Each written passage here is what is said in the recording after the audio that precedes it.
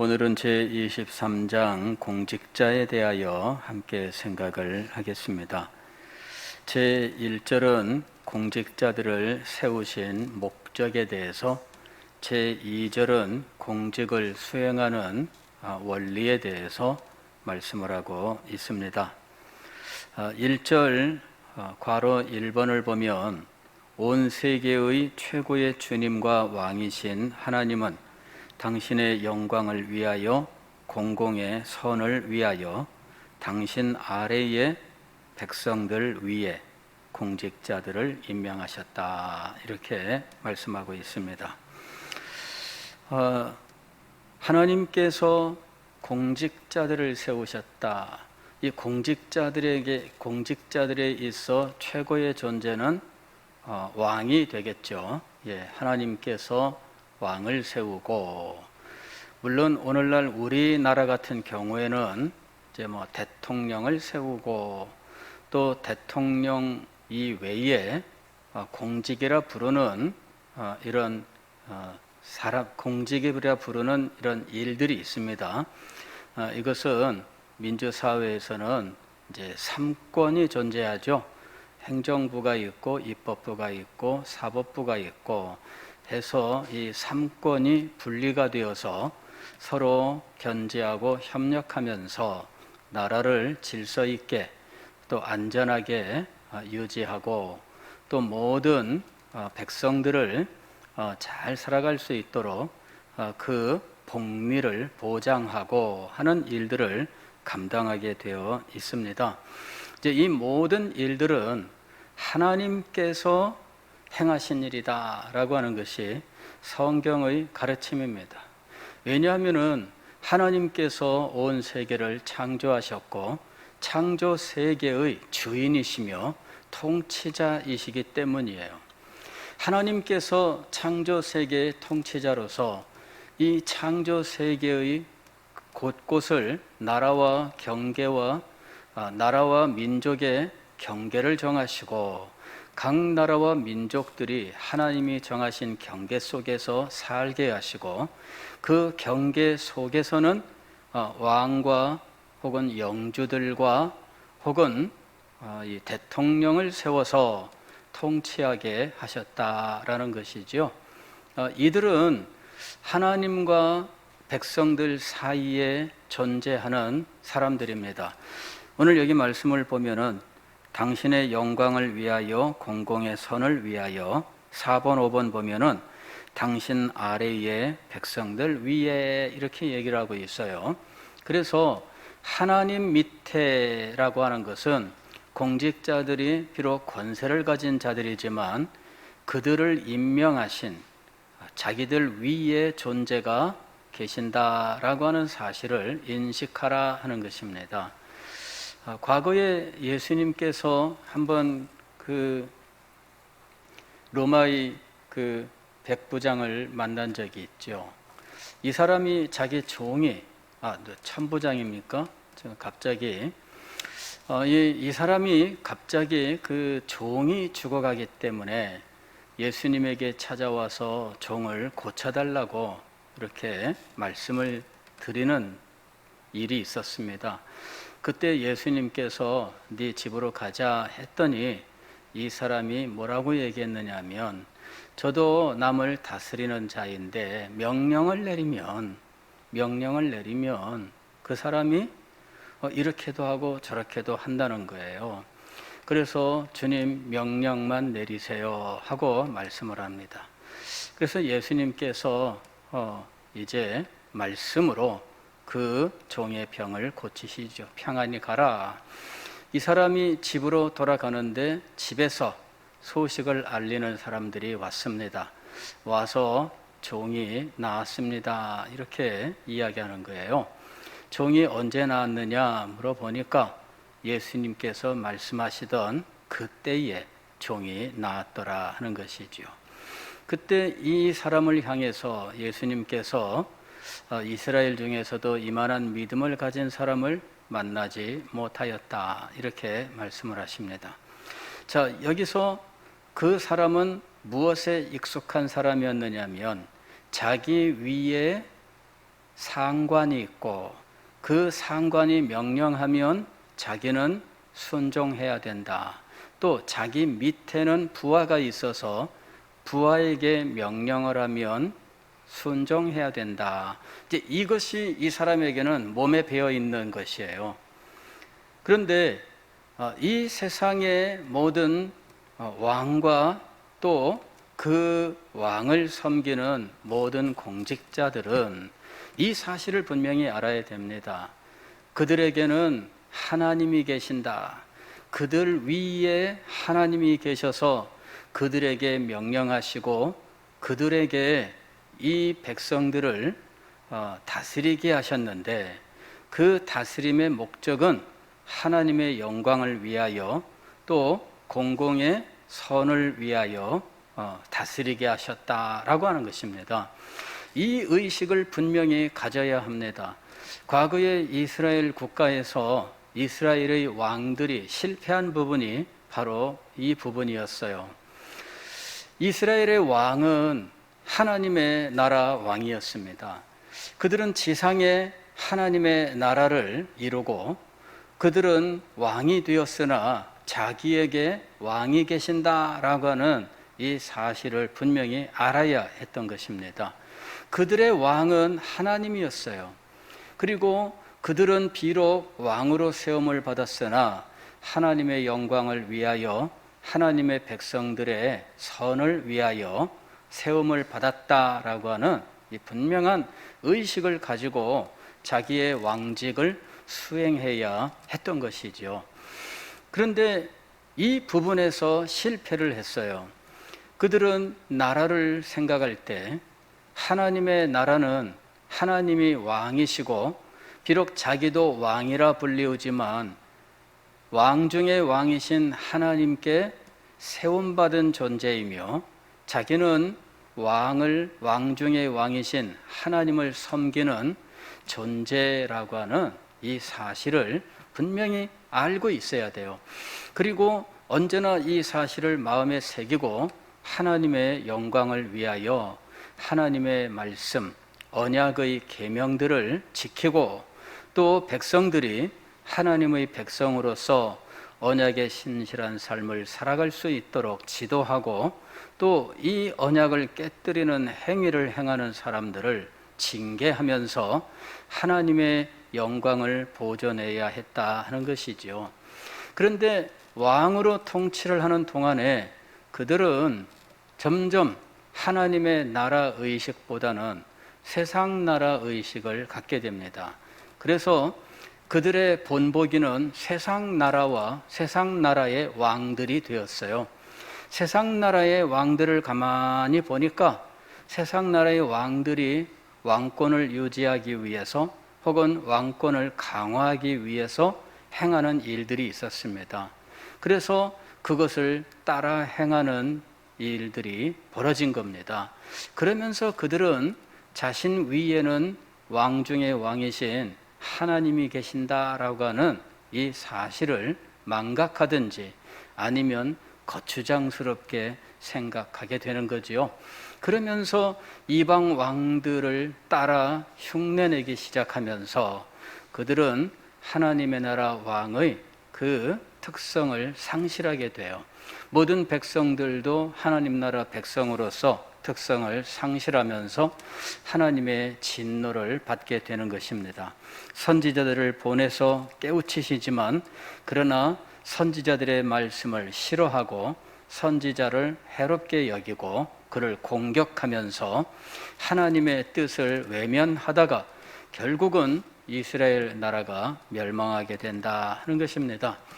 하나님의 나라, 즉 이 세상에 하나님은 왕 중의 왕이시며 왕은 세상 나라의 왕들조차도 하나님께서 세우시는 존재다라고 하는 이 사실, 이것은 성경이 가르치고 있는 일이다 하는 것입니다.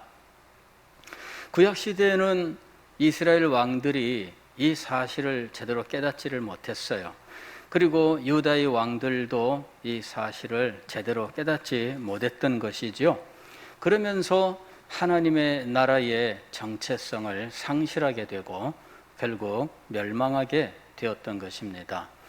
자, 오늘 우리는 이 세상에서 이제는 더 이상 가시적인 하나님의 나라를 이제는 우리가 볼 수도 없고 또 다시 그런 나라를 세워야 될 필요도 없습니다. 하나님께서 구약 시대에 이스라엘과 유다 나라가 멸망하기 전까지 가시적인 나라를 세워 하나님 나라의 영광을 나타내시도록 하였으나 그들이 멸망한 후에는 이와 같은 가시적인 하나님 나라, 즉 왕국을 다시 세우지 아니하셨다 하는 것입니다.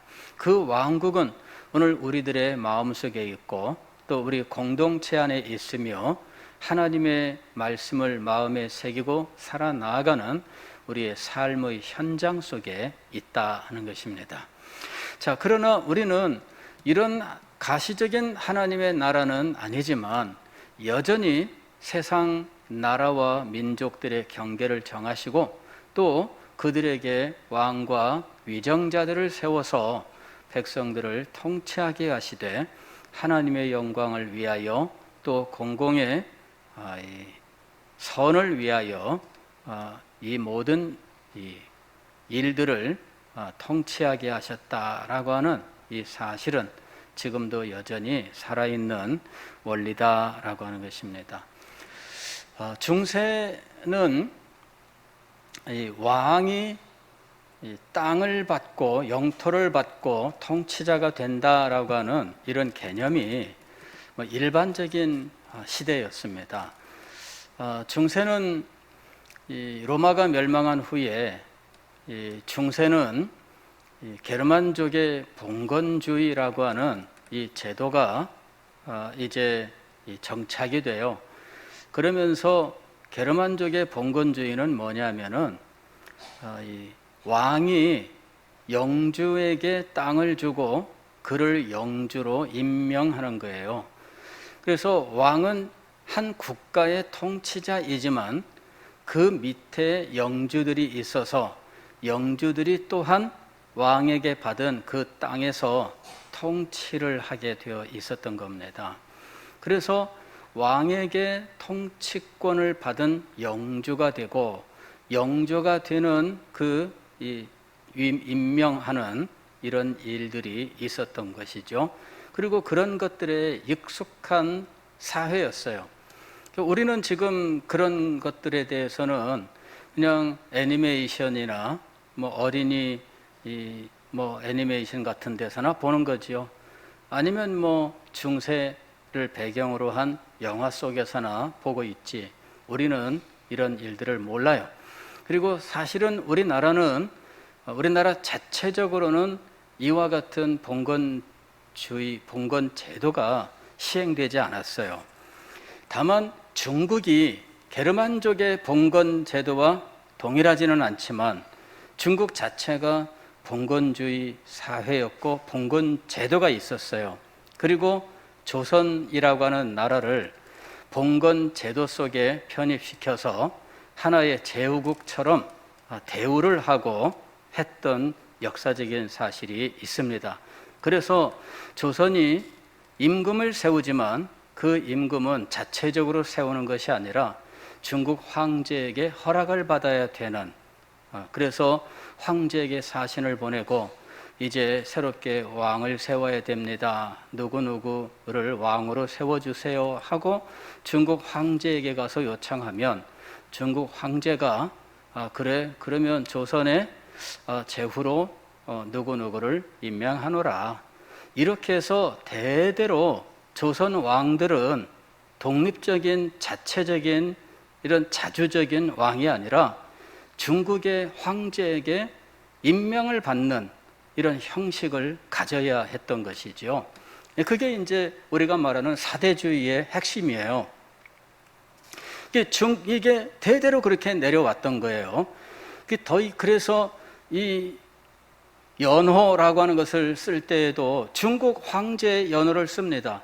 황제가 즉위하면 그때부터 황제가 연호라고 하는 것을 우리가 서기 제 몇 년, 주후 몇 년 이런 말을 쓰듯이 황제가 즉위한 때 1년, 2년, 3년으로 나가는데 이 조선은 중국 황제 연호를 따라서 몇 년 이런 식으로 연호를 사용한 거예요. 그러니까 그야말로 이 중국의 봉건 제도 속에서 하나의 제후국의 이런 위치에 그냥 놓여 있었던 것이죠.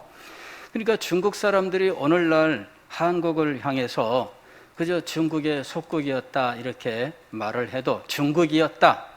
속국이란 말은 중국이었다는 말입니다.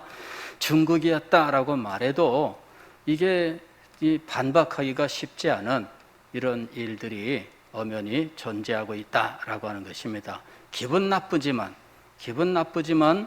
과거에 우리 조선시대의 조상들이 그런 의식 속에서 그러한 제도 속에서 살아왔었던 거예요.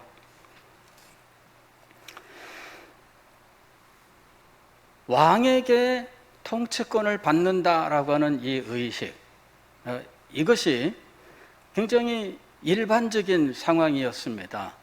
그런데 이 상황의 변화가 일어나게 돼요. 이제 왕이 하나님께로부터 이 왕권을 받는다라고 하는 것은 굉장히 이해하기가 쉬워요. 그래서 이것을 가리켜서 우리는 왕권 신수설이라고 부르는 거예요. 왕권 신수설. 즉 왕권은 하나님께로부터 받는다. 신, 하나님, 수, 받는다. 이렇게 되는 거죠. 그래서 왕권은 하나님으로부터 받는다라고 하는 왕권 신수설이 있었어요.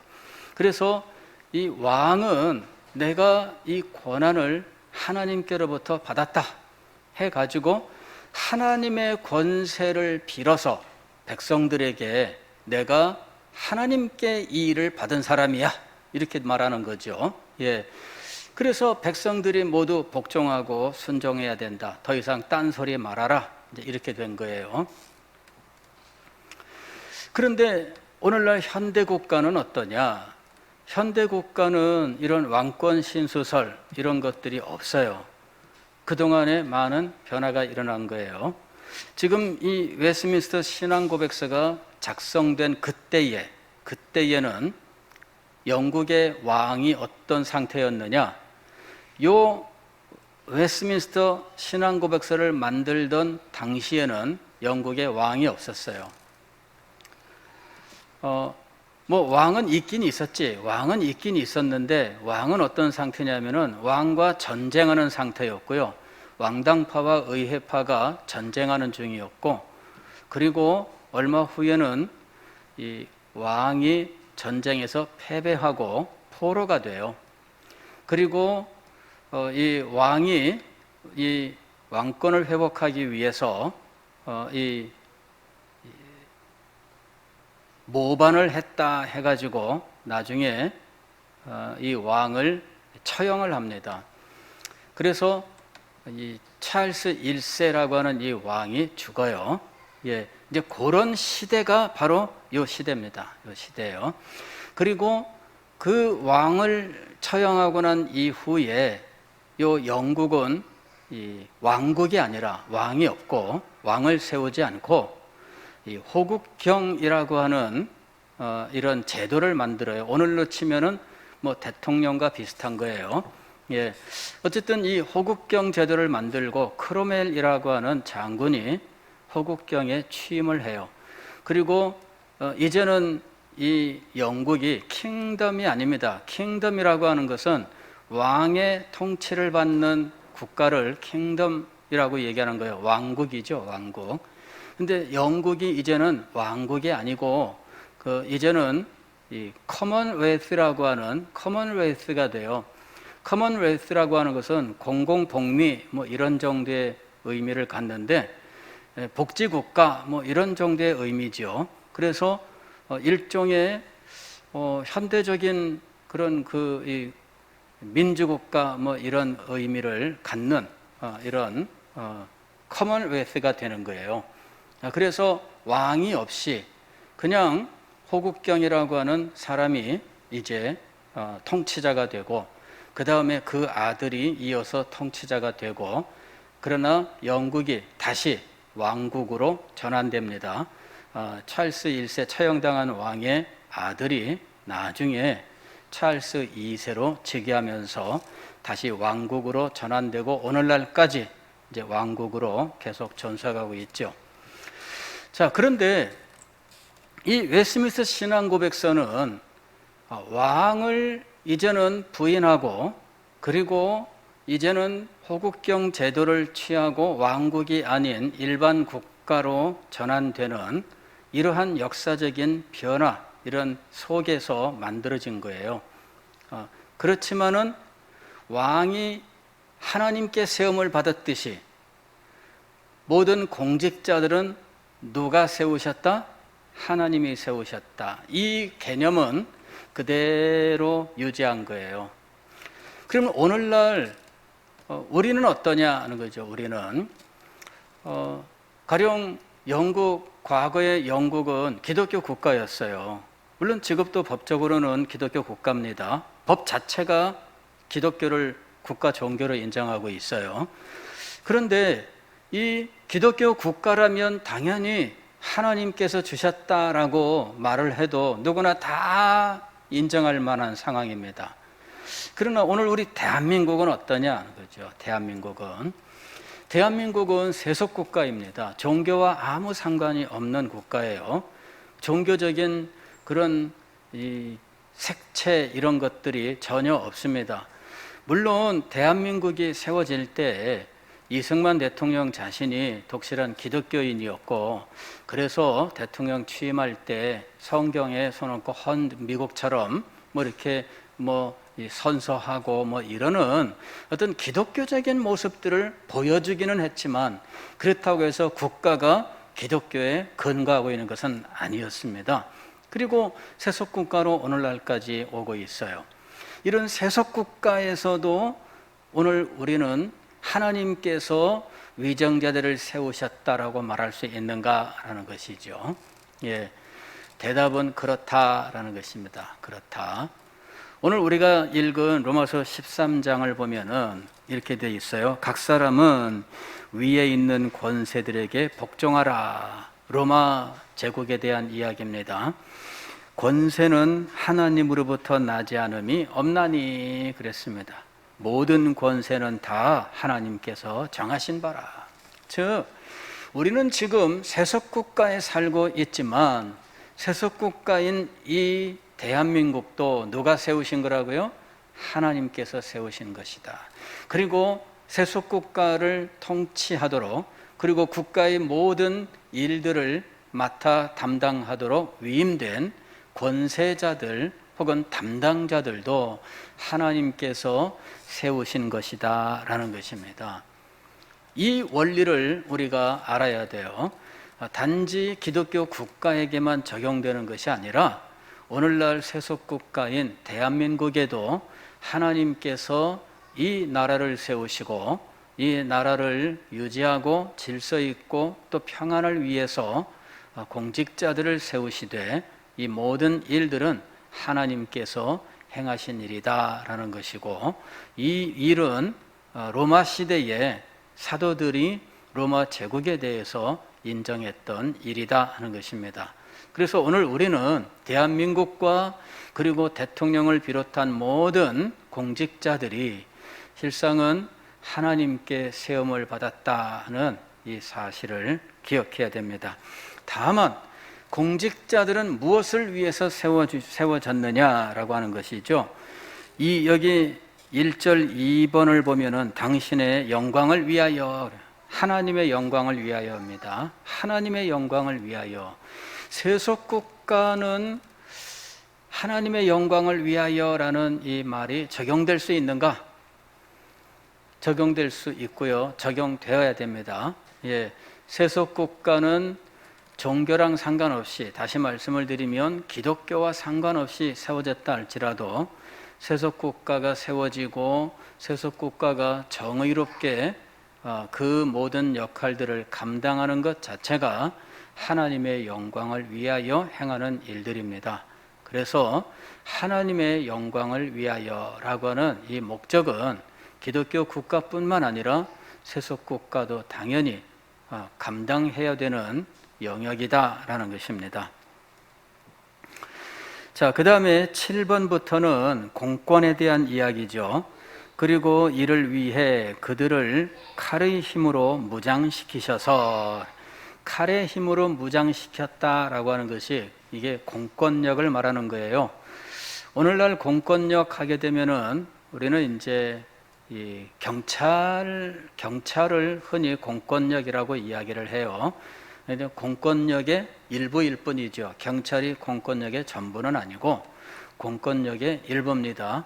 즉 공직자들이 일을 하는데 권세를 가지고 행하되 그 중에 특별히 무력이라고 하는 것을 가지고 이 권세를 행할 수 있도록 하는 요것이 이제 공권입니다. 그 공권을 가지고 어떻게 하느냐? 선한 자들을 보호하고 격려하며 행악자들을 처벌하게 하셨다. 지금 우리는 이 부분이 세분화되어 있을 뿐이에요. 사법제도, 재판이나 이런 것들을 통해서 선악을 판단하고 형벌을 가하고 하는 일을 하잖아요. 그래서 이 경찰과 그 다음에 사법이 사실은 우리는 분리가 되어 있어요. 그러나 이 시대에는 아직 지금 우리 현대처럼 정확하게 분리가 되어 있지 않은 상태입니다. 다만 국가는 사법과 경찰 제도를 통해서 이제 선을 장려하고 또 악을 처벌하는 이런 일들을 해야 된다는 거죠. 그렇게 해서 국가의 평안 또 질서 이런 것들을 유지하게 했다는 것입니다. 그 다음에 2절 보면은 공직을 수행하는 원리입니다. 1번 그리스도인들이 공직의 부름을 받는다면 그것을 받아들이고 수행하는 것은 합법적이다. 그리스도인들이 공직에 진출하는 것, 이런 것들은 합법적이다 이렇게 이야기를 하고 있는 거예요.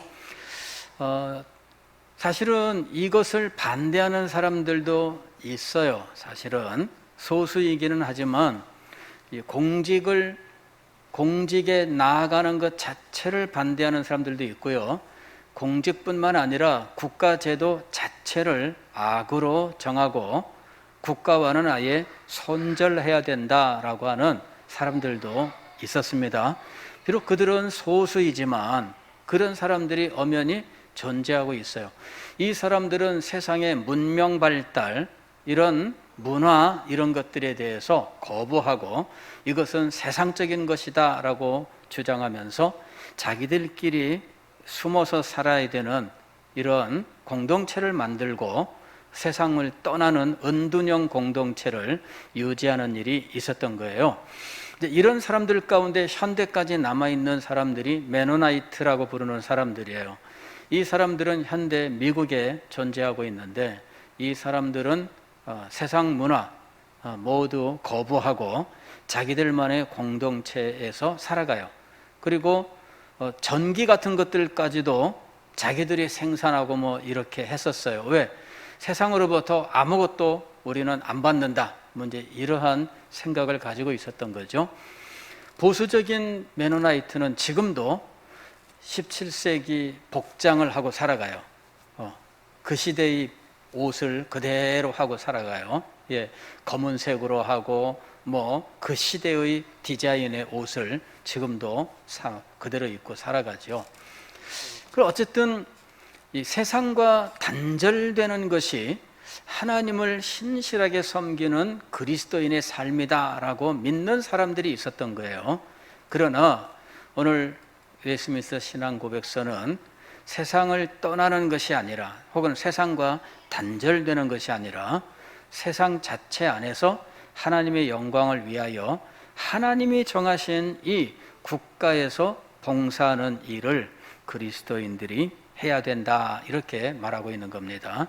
그리스도인들은 세상을 떠나고 또는 국가를 떠나고 세상 문화와 상관이 없이 살아가는 것이 아니라 그 안에서 적극적으로 자기에게 주어지는 역할들을 감당해야 된다는 거예요. 그래서 그리스도인들은 공직의 진출함에 있어서 전혀 제한이 없다라고 하는 것입니다.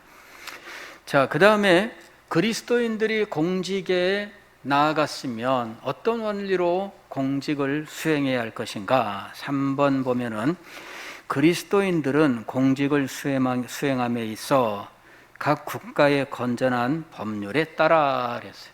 법률에 따라야 되는 것입니다. 국가마다 법이 있어요. 그리고 그 법에 따라서 공직을 수행해야 됩니다. 그러나 그러는 과정에서 특별히 경건과 정의와 화평을 유지해야 된다라는 것이죠. 경건, 즉 그리스도인으로서 자기의 믿음을 지켜라 하는 것입니다. 그리스도인으로서 공직에 나아갔을 때 법률에 따라서 공직을 담당하지만 그 마음속에 믿음, 이 믿음의 원리가 살아있어야 된다라는 것입니다. 예, 믿음의 원리가 없이 그냥 그 일에 그대로 빠져들어가면 안 돼요. 예, 이 일은 항상 무엇을 위한 거예요? 하나님의 영광을 위한 거예요. 그래서 믿음을 가지고 이 일을 감당하라 하는 것이죠. 그리고 정의롭게 이 일을 감당하라 하는 것입니다.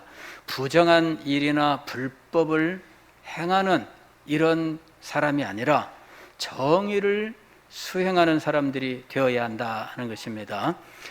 사실 인간의 세상이기 때문에 이런 국가 공직 수행하는 과정에도 혹은 법을 집행하는 과정에도 수없이 많은 부정과 불의들이 존재하고 있어요.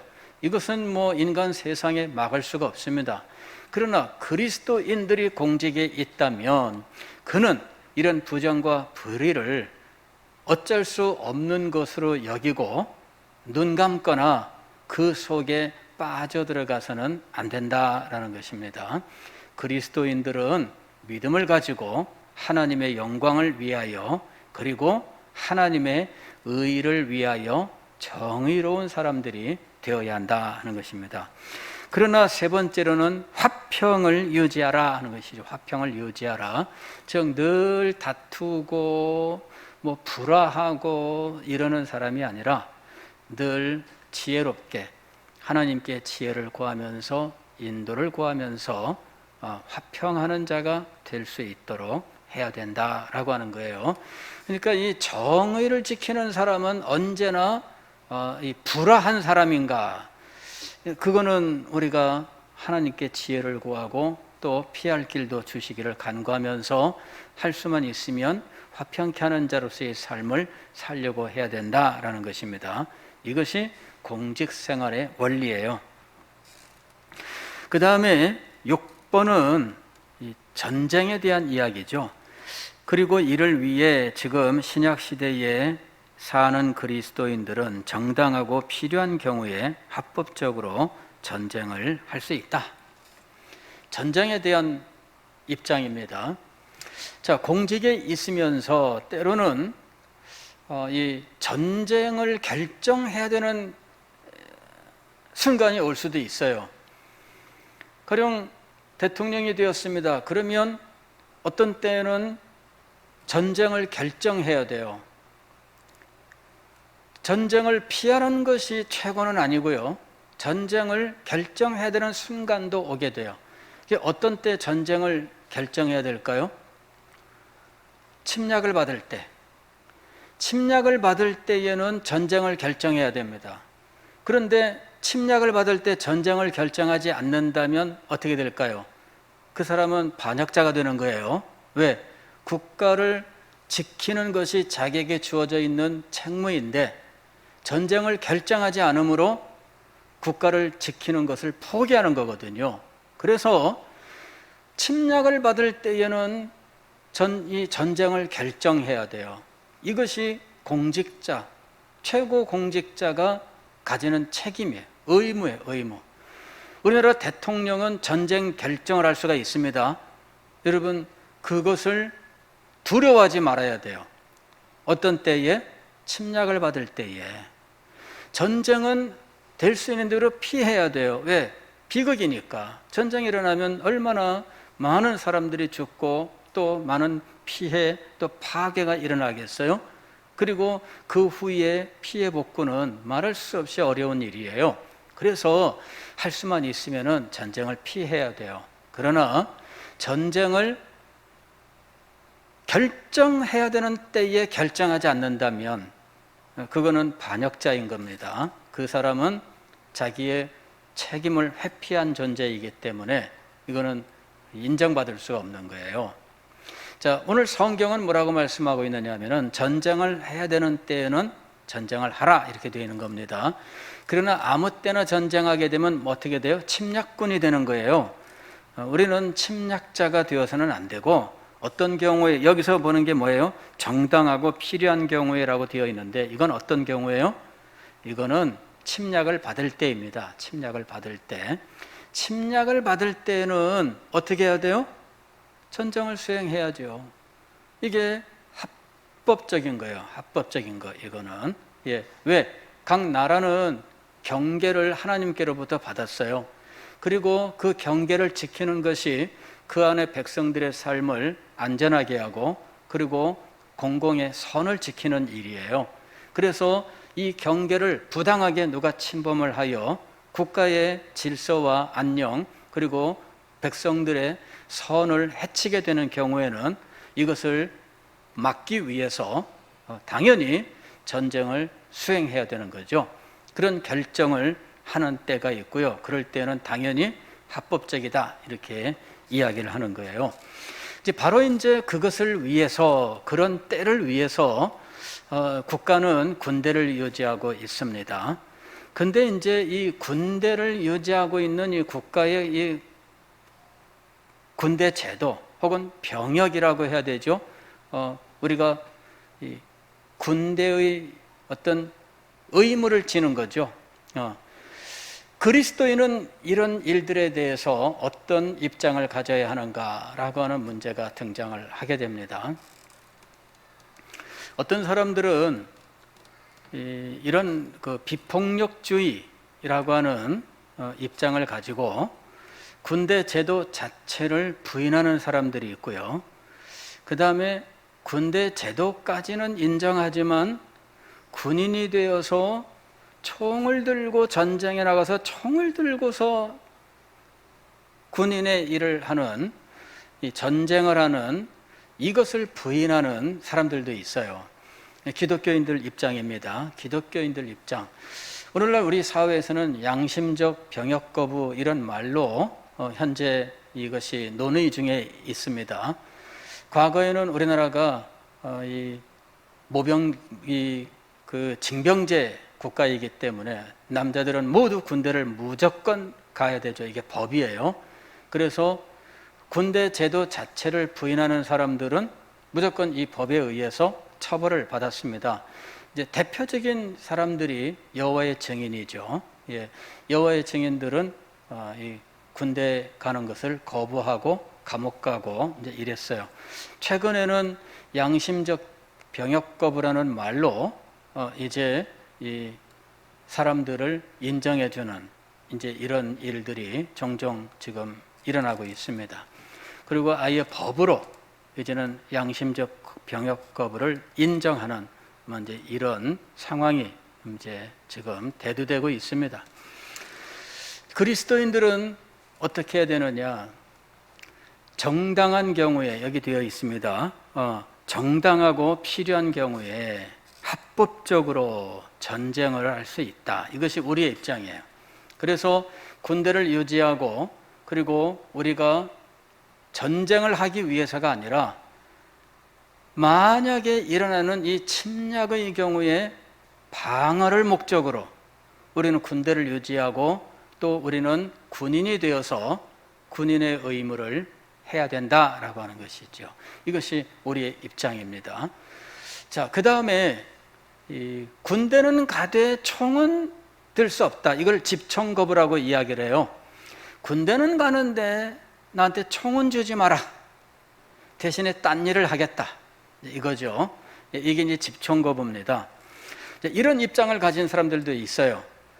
이런 입장을 가진 사람을 다룬 영화가 있었습니다. 몇 년 전에 핵소고지라고 하는 2차 세계대전 때 태평양 오키나와에서 핵소라고 하는 고지를 점령하는 전투가 있었는데 그 전투에 미국의 이제 병사가 이제 동원이 돼요. 근데 그 병사 중에 이 안식교 교인인 사람이 있었어요. 이 사람이 군대는 가고 싶어. 나라를 위해서 군대는 가고 싶어. 그러나 총은 들지 못하겠다. 이래서 의무병으로 지원을 합니다. 의무병은 총을 안 들어도 되는 줄로 생각을 했어요. 막상 훈련소에 가보니까 의무병도 다 총을 받고 총을 들고 있어야 돼. 이걸 거부해가지고 군법에 회부되고 재판을 받습니다. 감옥에 들어가요. 나중에 그 병가는 총을 안 들어도 된다 인정을 받습니다. 그래서 나와가지고 전투에 이제 보내지는 거죠. 그래서 이 사람이 태평양 전쟁에 이제 드디어 동원이 되고 그 다음에 핵소고지 전투에 참여하게 되는데 총 없이 참여를 해요. 어떻게 총 없이 참여하지? 근데 이 치료약 요 가방만 들고 가는 거예요. 부상자 생기면 치료만 하겠다 이거죠. 전투가 벌어지고요. 이 미군이 고지에 올라가서 거의 전멸당할 이런 상황인데 그날 밤에 이 사람이 부상자들을 아래로 후송을 하는데 75명을 살려요. 그리고 전쟁 영웅이 돼요. 총 한 방 안 쏘고 전쟁 영웅이 되죠. 그래서 이제 이 사람도 이제 이거는 집총 거부입니다. 집총 거부.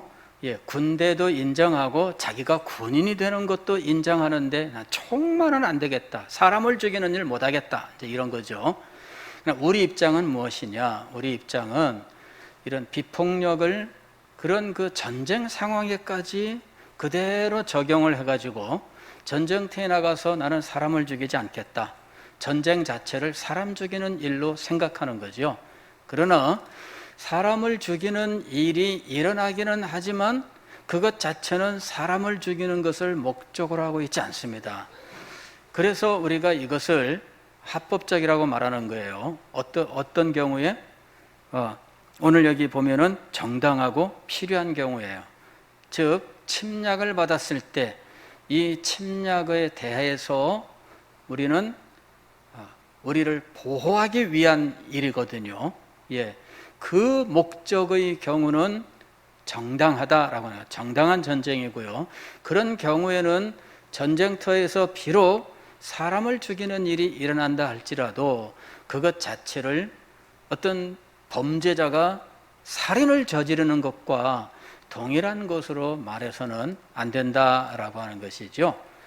우리는 바로 그와 같은 입장을 가지고 있습니다. 웨스트민스터 신앙 고백서는 공직에 있으면서 때로는 국가가 침략을 받을 경우에 전쟁을 결정해야 되는 일도 있으며 그리고 그것은 합법적이다 이렇게 얘기하는 거예요.